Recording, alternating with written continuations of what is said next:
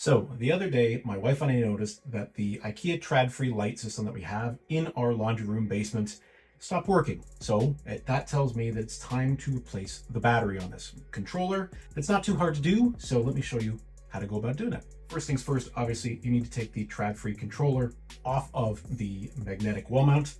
Very easy, just pulls off.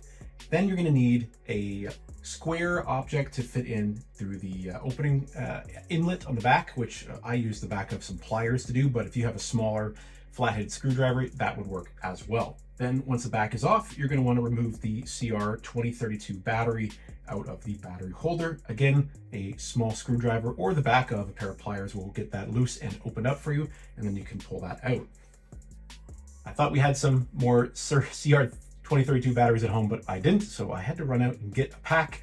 This 4-pack of Energizer 2032 batteries here was about 20 Canadian dollars, so not super expensive, and it means it will be good for probably another year or so. All right, so we've got our fresh battery. I'm going to go ahead and just pop it into the controller just like that. Nothing to it.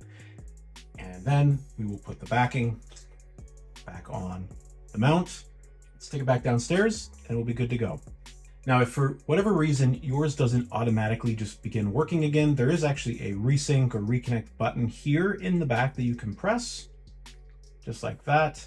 And that will trigger a resync with your light and your TRÅDFRI remote should start working again. And for whatever reason, if it doesn't after that point, then just consult the manual, do the troubleshooting in there. But these are pretty bulletproof, simple little things from IKEA.